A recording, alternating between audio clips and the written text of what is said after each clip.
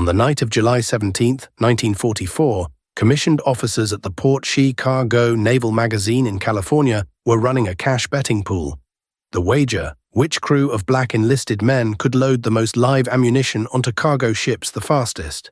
The men working the winches were handling bombs, depth charges, and incendiary devices.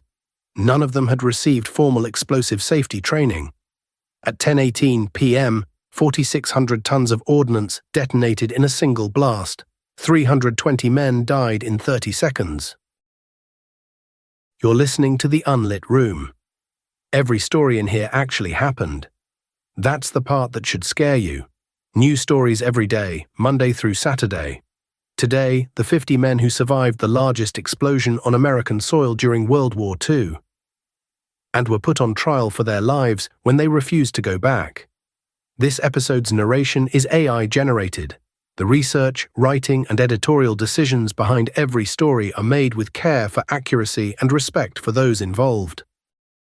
Port Chicago sits on the southern shore of Sun Bay, about 35 miles northeast of San Francisco.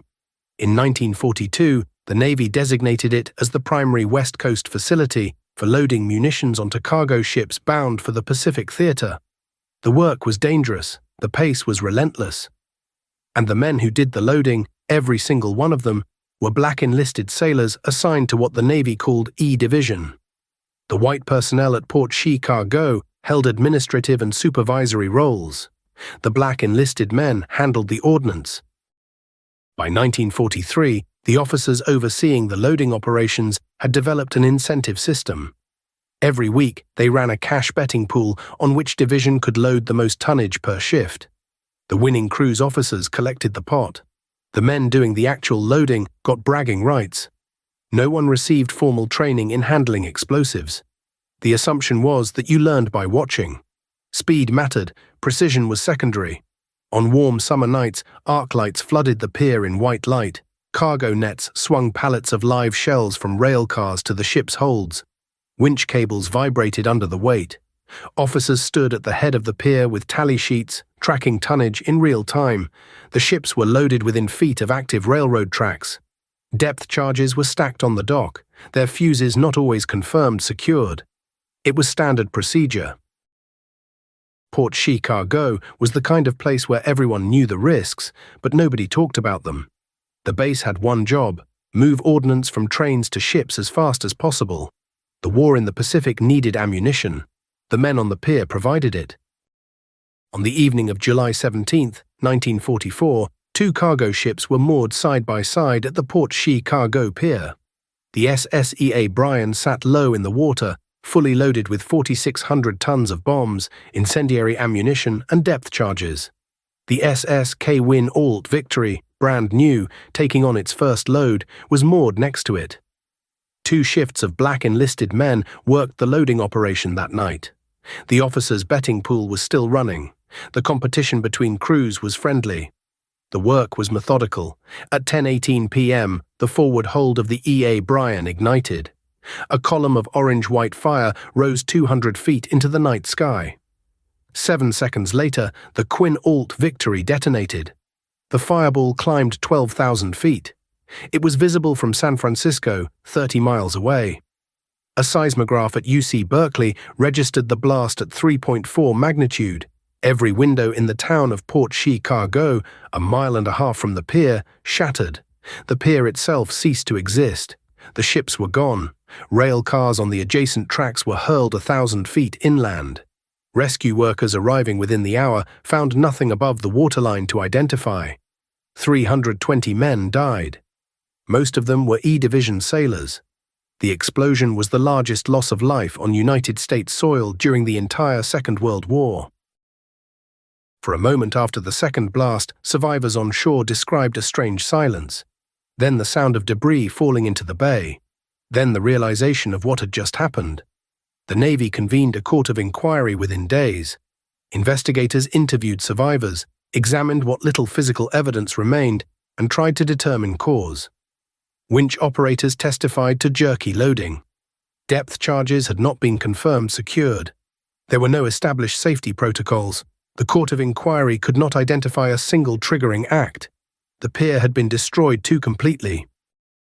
On August 9, 1944, 23 days after the explosion, 258 surviving enlisted men from E Division were ordered back to ammunition loading.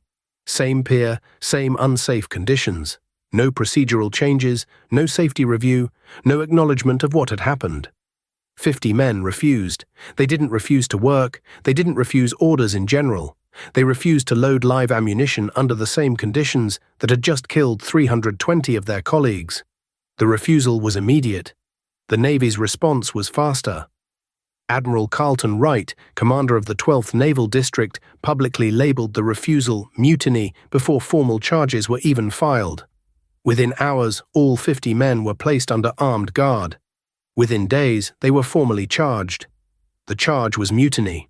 Under the Articles for the Government of the Navy, the maximum sentence was death. Micro Cliffhanger 1. The men who had refused to be blown up were now fighting for their lives in a courtroom. The court-martial convened on September 26, 1944, at Mare Island Naval Station in Vallejo, California. A converted barracks building served as the courtroom. 7 white naval officers sat as the court-martial panel. 50 black enlisted men sat in rows, most in their early 20s, wearing pressed Navy dress uniforms. The lead prosecutor was Lieutenant Commander James Coke Lee. His argument was straightforward. The men's refusal to follow orders constituted a conspiracy to resist lawful authority during wartime. That was mutiny. Mutiny threatened naval discipline. Naval discipline was essential to winning the war. Thurgood Marshall attended the trial as an observer for the NAACP. He was 36 years old. He sat in the gallery with a yellow legal pad, taking notes. One of the 50 men, Joe Small, was called to testify. The prosecutor asked him why he had refused to load ammunition. Small's answer was 4 words: "I just didn't want to be blown up." Marshall wrote in his daily notes, "This is not a mutiny case, this is a segregation case." Several of the 50 men convicted of mutiny had been working on the pier the night of the explosion. They had survived the blast, they had helped recover what little remained of their colleagues, they had buried their friends, and then within 3 weeks they were ordered back to the same dock, with no safety review, no acknowledgement of what had happened, and no choice offered. These were not troublemakers, these were not outside agitators, these were survivors being asked to return to the site of a mass casualty event and repeat it. The Navy called that insubordination. On October 24, 1944, the court-martial panel returned its verdict. All 50 men were found guilty of mutiny. Sentences ranged from 8 to 10 years of hard labor at a military prison. Thurgood Marshall filed his report with the NAACP. He called the proceedings a farce. He wrote that the trial had nothing to do with naval discipline and everything to do with a segregated system that assigned the most dangerous work to black enlisted men, provided no safety training, incentivized speed over caution, and then punished the men who refused to die quietly. The report was made public. Public pressure mounted. By January 1946, the remaining imprisoned men were released. Their sentences were commuted, though the convictions remained on their records. 4 years later, on July 26, 1948, President Harry Truman signed Executive Order 9981. It desegregated the United States Armed Forces. The Navy put on trial the 50 men who refused to die in a system that had just killed 320 of their colleagues. 4 years later, it signed an order dismantling the very system they had protested. History has a way of validating the people institutions try to silence. Thurgood Marshall sat in the gallery in 1944 and wrote that what was happening was not a mutiny case, but a segregation case. He was right. He was not listened to then. He became the first black Supreme Court justice 23 years later. The Port Chicago Naval Magazine was designated a national memorial in 1994. The names of the 320 men who died are engraved there. So are the names of the 50 men who refused to go back. If this one kept you up tonight, good. New stories every day, Monday through Saturday. Subscribe so the next one finds you too.